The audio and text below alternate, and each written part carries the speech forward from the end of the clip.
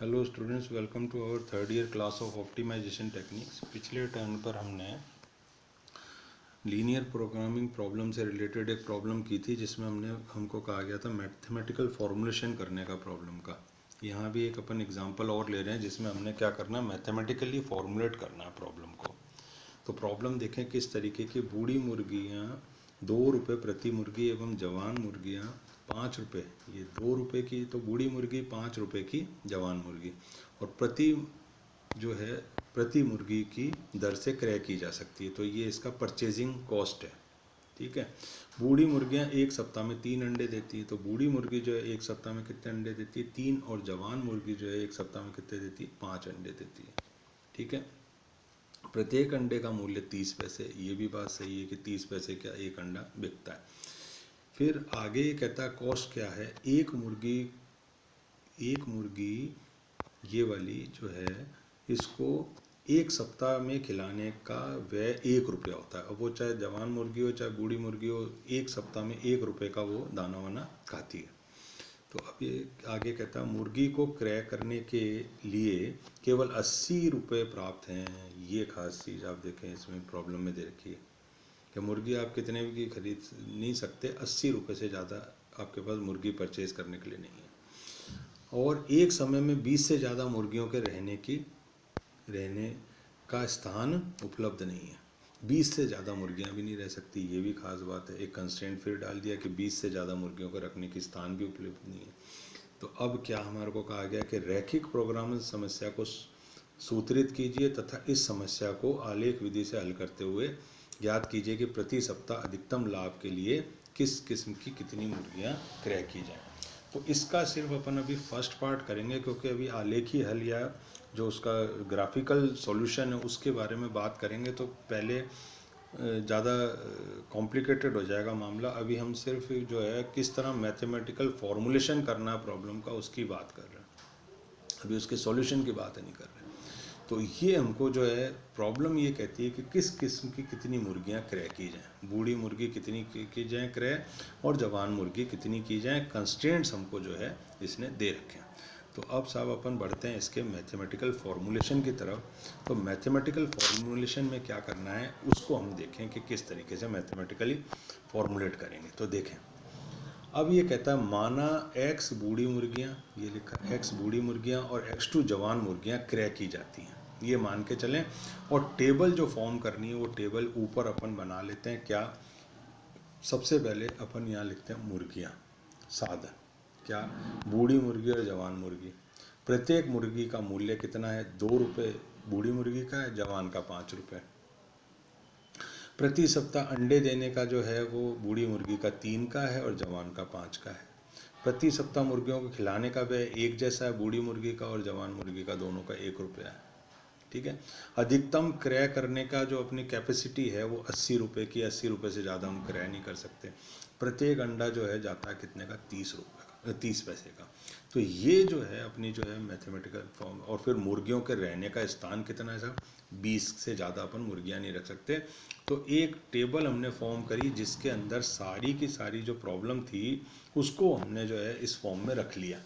अब आप कहेंगे कि ये प्रॉब्लम तो आपने रख ली इस तरीके से, पर हमको क्या पता कि इस तरीके का जो हमने टेबल फॉर्मुलेट करना। तो 2-4 क्वेश्चन करने के बाद ये वाली चीज़ क्लियर हो जाती है कि किस तरीके से कौन से कंस्ट्रेंट्स और कैसे ऊपर के हेडिंग्स जमा करके जो है हम बनाएं इस टेबल को। ज़रूरी नहीं है टेबल ही बने, सीधे प्रॉब्लम से भी हम इसको जो है कंस्ट्रेंट्स के फॉर्म में बांध सकते हैं। पर नहीं, ऐसा नहीं करना। अपन पहले जो है जितना हो सके हमारी समझ से टेबल को फॉर्म करने की कोशिश करते हैं। तो ये टेबल सेल्फ एक्सप्लेनेटरी टेबल है, कुछ नहीं है, जो जो दिया हुआ है उसको जमा के लिखा है बस, और कुछ नहीं है। तो पहले फिर से मैं एक बार एक्सप्लेन कर दूं। बूढ़ी मुर्गी के लिए यहाँ लिख लिए 2 रुपये की है, 5 रुपये की जवान मुर्गी है। अब बूढ़ी मुर्गी और जवान मुर्गी हमको निकालनी है, तो यहाँ पर और यहाँ पर ये बूढ़ी मुर्गी जवान मुर्गी लिख ली, और उससे रिलेटेड जो भी हमको डाटा दिया हुआ उसको ऊपर यहाँ यहाँ यहाँ ये वाली हेडिंग डाल के हमने नीचे जो है उसको लिख लिया। और यहाँ पे एक कोने में 30 पैसे लिख लिए। ये खर्चा आ रहा है ना, प्रत्येक मुर्गी का मूल्य, खर्चे वाला कॉलम है, तो खर्चे वाला कॉलम है तो इसके नीचे 30 पैसे लिख लिए। और ऐसे इस तरफ गए तो स्थान के लिए हमने एक अलग से दे दिया कि 20 मुर्गी से ज़्यादा स्थान नहीं। बस ये करना है इसमें, और कोई ख़ास बात नहीं है। अब हम कहते हैं कि माना x1 बूढ़ी मुर्गी तथा x2 जवान मुर्गी क्रय की जाती है। तो अब बात ये कि 2 रुपये की बूढ़ी मुर्गी और 5 रुपये की जवान मुर्गी है, तो अपन क्या करेंगे साहब, 2x1 + 5x2, लागत ये आई। क्रय करने पर कुल लागत कितनी आएगी, 2x1 + 5x2। चूंकि कुल क्रय करने के लिए 80 रुपये प्राप्त हैं, ये भी बात सही है।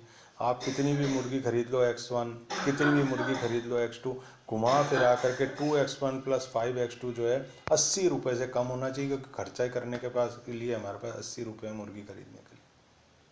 फिर मुर्गी को रहने का स्थान 20 ही है, तो ये कि जोड़ जो है x1 + x2 का <= 20 होना चाहिए, कि 20 के बराबर रख सकते हो, 20 से ज़्यादा स्थान ही नहीं है आपके पास। तो माना x1 मुर्गी हमने मानी थी कि जवान बूढ़ी खरीदी और x2 हमने क्या खरीदी, जवान मुर्गी खरीदी, दोनों का जोड़ कितना हो जाएगा, <= 20 हो जाएगा। फिर दूसरी बात ये, जब हम प्रॉब्लम ही फॉर्मुलेट करना चाहते हैं तो हम सॉल्व करना चाहते हैं, मुर्गी जवान कितनी लेनी है, बूढ़ी कितनी लेनी है, तो नेचुरल है कि वो नॉन नेगेटिव होंगी। x1 और x2 जो हम फाइंड आउट करेंगे वो <= 0 होंगे। तो फिर ये वाली बात होगी कि नॉन नेगेटिविटी रिस्ट्रिक्शंस हो गए, x1 should be <= 0 and x2 should also be <= 0। फिर साहब क्या है कि जब x1 मुर्गी हमने बूढ़ी खरीदी तो 3 अंडे प्रति सप्ताह कौन सी देती है, बूढ़ी मुर्गी देती है। तो बूढ़ी मुर्गी द्वारा एक सप्ताह में दिए गए अंडों की संख्या 3x1 हो जाएगी। एक सप्ताह में बूढ़ी मुर्गी 3 अंडे देती है, x1 मुर्गियां खरीदी तो 3x1 जो है ये हो जाएगी अंडों की संख्या, किसके द्वारा, बूढ़ी मुर्गी के द्वारा। फिर जवान मुर्गी के द्वारा क्या होगा, 5 ये वाला जो है प्रति सप्ताह अंडे उत्पादन 5 करती है जवान मुर्गी, और x2 हमने जवान मुर्गी खरीदी तो 5x2 हो जाएगा। तो एक सप्ताह में अंडों के विक्रय से कुल आय कितनी होने वाली है, ये 3x1 आय थी, ये 5x2 आय थी, इनको दोनों को जोड़ दो, और 30 पैसे का एक है तो इसको रुपए बनाने के लिए 30/100 कर दिया बस, और कुछ भी नहीं करा। तो 3x1 + 5x2 मल्टीप्लाइड बाय 30 पैसा और कन्वर्टेड इनटू रुपीज, देयरफॉर 100 से हमने डिवाइड कर दिया, बस ये करके रखा। फिर एक सप्ताह में जो कुल खर्च होता है कितना होता है, वो ये वाला होता है x1 + x2। क्यों, क्योंकि 1 रुपया मुर्गी को खिलाने में लगता है बूढ़ी को, और जवान को भी 1 रुपया लगता है। तो 1 × x1 1 × x2, इसको कॉम्पैक्ट करके लिख दिया क्या, x1 + x2। ये खर्चा हो गया, ये तो आय हो गई और ये हमारा खर्चा हो गया। तो लाभ कितना होगा, लाभ होगा आय जितनी हुई उसमें से खर्च को आप माइनस कर लो। तो ये वाला एक्सप्रेशन पूरा का पूरा यहाँ रखा, ये वाला एक्सप्रेशन ये पड़ा, इसको यहाँ रखा, और ये x1 + x2 हमारा खर्च है उसको यहाँ रखा, और दोनों को जब माइनस कर दिया तो क्या आ गया हमारे पास, ये आ गया साहब, ये -1x1 + 5x2। तो ये हमारा जो है साप्ताहिक लाभ का जो एक्सप्रेशन आया वो ये वाला आ गया। तो अब क्या करा हमने, अब ये करा समस्या का गणितीय रूप सेट करने की कोशिश करी, किस तरीके से होगा। तो गणितीय रूप ऐसा होगा कि अधिकतम कीजिए किसको, अधिकतम हमको किसको करना है। अगर यहाँ खर्चा होता तो खर्चा मिनिमाइज करा, कोई भी अगर फर्म का मालिक या कोई भी बिजनेसमैन है उसका क्या अल्टीमेट होगा, जो खर्चा हो उसको मिनिमाइज करना है। पर यहाँ जब हम मैक्सिमाइज जेड लिख रहे हैं, लाभ फलन, तो लाभ हमेशा क्या करना चाहेगा, कोई भी अधिकतम करना चाहेगा, यानी मैक्सिमाइज करना चाहेगा। तो ये साप्ताहिक लाभ जो था उसका एक्सप्रेशन जो यहाँ पे मिला था अपने को, वो ये मिला था।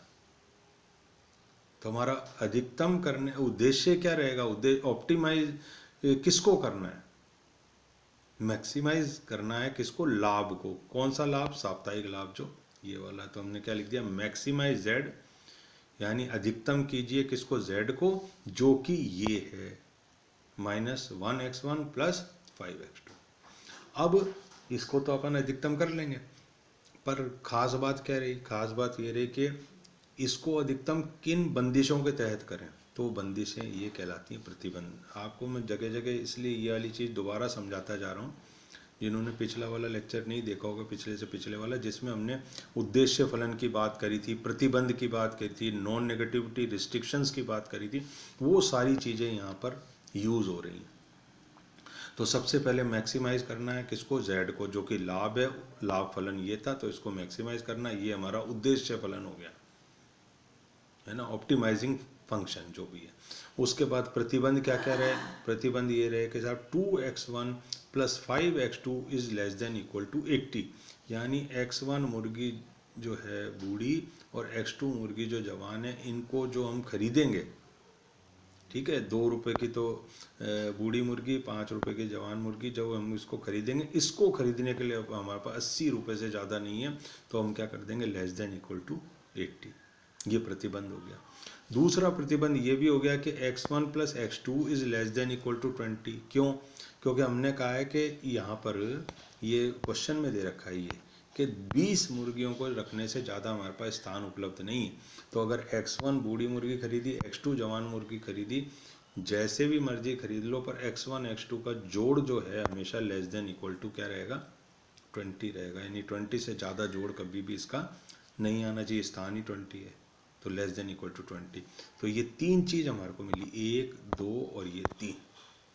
तो पहला तो ऑप्टिमाइजेशन फंक्शन, उद्देश्य फलन, दूसरा वाला व्यवरोध, ये व्यवरोध या इसको इंग्लिश में कंस्ट्रेंट्स भी कहते हैं, और जो ST लिखा है यानी subjected to the conditions this, यानी मैक्सिमाइज तो करना है प्रॉफिट को, पर सब्जेक्टेड टू दीज कंडीशन, इन कंडीशंस को ध्यान में रखते हुए हमको जो है मैक्सिमाइज करना। नहीं तो जो मर्जी लिख दो, अगर कंडीशन ही नहीं हो तो जैसे मर्जी लाभ को ऑप्टिमाइज करते रहो, पर वो तो पॉसिबल ही नहीं है, कोई कंडीशंस हमको दी हुई है तभी तो प्रॉब्लम बनी।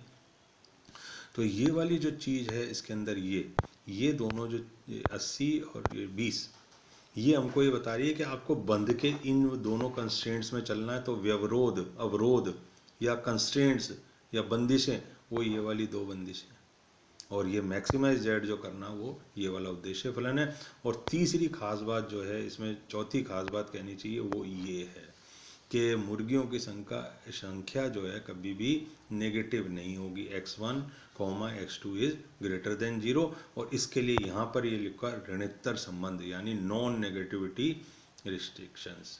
तो ये इससे डेफिनेशन भी क्लियर हो रही है, जो पुरानी तुमको मैंने बताई थी स्टूडेंट्स को, वो सारी डेफिनेशन भी हमने इसमें डिस्कस कर ली।